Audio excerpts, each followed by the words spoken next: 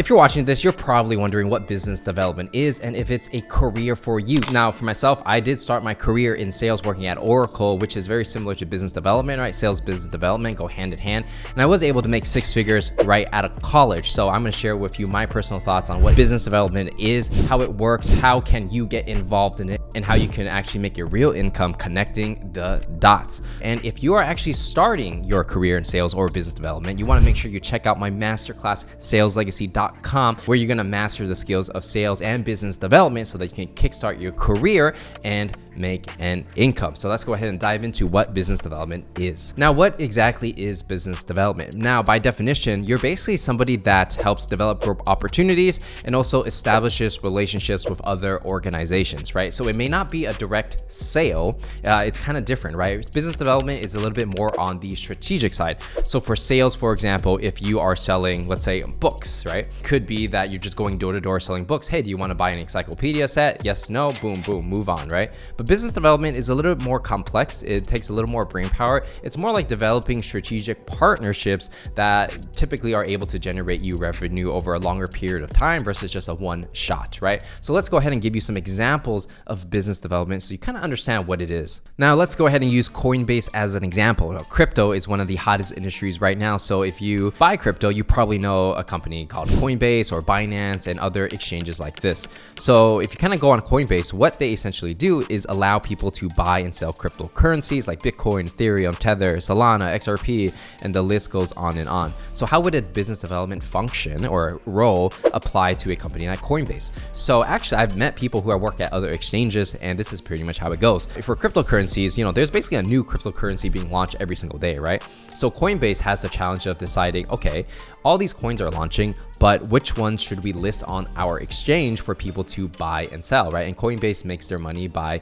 taking a little small percentage of every transaction that happens, right? But of course, they don't want to have the bad scam coins. They're going to want the ones that are actually legit, the ones that have real teams behind them, and the ones that are going to build in the long term. So there has to be a person or a team of people going out and talking to every single coin project that has or shows some kind of promise, right? They got to vet who are the scammers, get those guys out, who are the ones who are kind of legit that we want on our platform that's going to drive as much volume as possible and get more customers onto Coinbase, which generates more revenue for the company, right? So they literally will pay business development people quite a lot of money for each company or high quality coin that they put on. Sometimes they get paid a salary as a business development professional. Sometimes you might get a commission, meaning a cut of volume that's coming in, which is that could be really huge depending on the structure. But that's just an example. It's not like a straight sale, as you can see, because it's not like, hey, come on, Coinbase will pay you or you pay us. It's more like, okay, like who are you? What is the long-term benefit? How can we do a relationship that lasts for years to come and not just, for the moment, right? And so that is what a business development person would do at a company like Coinbase. But let's say if you want to take it something that's more like consumer friendly, right? Let's say keyboards. So Highground Keyboards is one of the hottest keyboard companies right now when it comes to mechanical keyboard as a hobby.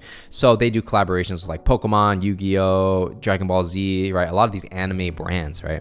For Highground, they're selling their keyboards, not B2B, right? They're kind of just selling it on e-commerce. So someone goes on their website, they're like, okay, cool. Like I like this keyboard. It's $130. They buy it. There's no salespeople involved. But to get a partnership with Pokemon, to get a partnership with Dragon Ball Z, there's a lot of licensing that has to happen. And so Highground needs a business development person to be on the ground floor talking to the owners of these IPs like Dragon Ball or Yu-Gi-Oh or Pokemon and say, hey, we want to work with you. What is the deal? Do we pay you to use your IP? Do you pay us? We do a revenue share. What is the model? How do we make this work for both sides, right? And as you can see, every deal, every licensing deal is going to be very specific for that use case. In this case, it's mechanical keyboards. So it takes a lot more brain power. It takes a lot more consultation in a sense where they have to explain to them who they are. It's not just a straight sale. It's a little more complicated, right? And by doing this business development deal, once Highground, which is the keyboard company, acquires the IP or has the right to use it, they can use it on the keyboards and sell it to their consumers. So if you're someone that doesn't want to do like straight sales, but you want to build relationships and partnerships and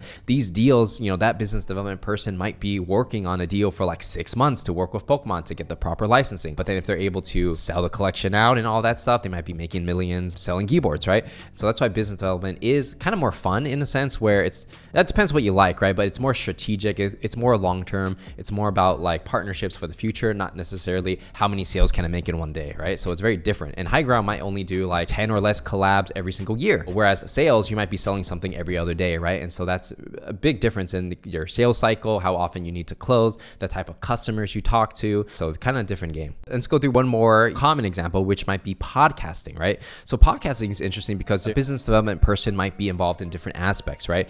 There are sponsors, ad sponsorships that want to come in. And so a business development person might be the ones responding to the emails for people who are interested in running an ad, but they also might be the person reaching out to people who want to run ads too. It could be similar to sales where it's just like, hey, you want to do an ad, it costs, $10,000, boom, done, right? That's like more sales. But what if Lex Fridman or Joe Rogan wanted to do a 3-year multi-million-dollar deal for a specific product, right? So you're kind of doing more BD where it's more of a strategic deal where you're building a long-term relationship, a long-term contract that is beneficial for both parties, right? That's more business development. On the other end, a business development person could also double as a person who is finding the people to have on the podcast, right? So reaching out to the other person's team saying, hey, we're Lex Fridman, we're Joe Rogan, do you want to come on the podcast, right? And so that itself maybe doesn't make money, or maybe people just come on for free. It just depends on the podcast. Sometimes podcasts will charge their guests to come on the show, right? Because it gives them exposure. Sometimes it's free. But regardless, the activity of business development is the same, where you're basically finding a mutual beneficial relationship between another person, bringing them on and having a show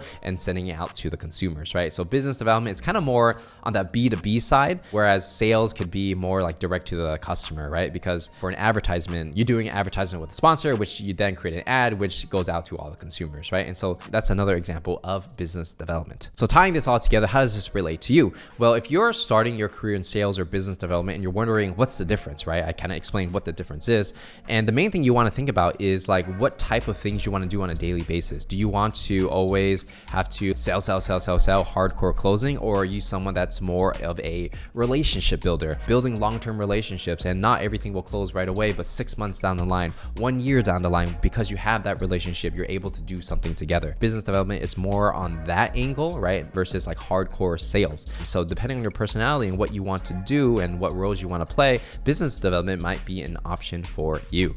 Now, if you do want to start your career in business development, you definitely want to check out my masterclass Sales Legacy, where I'm going to teach you everything I know about sales and business development, from prospecting, closing, building long-term relationships, how to follow up, how to negotiate, how to pitch. All of that is included in my masterclass, and hundreds of people have taken this course already, have gotten jobs at some of the top companies like Oracle, Salesforce, Microsoft, Adobe, you name it. So if you're interested in kickstarting your business development and sales career, check out my masterclass Sales Legacy. And with that said, my name is Patrick Deng, and I will see you in the next one.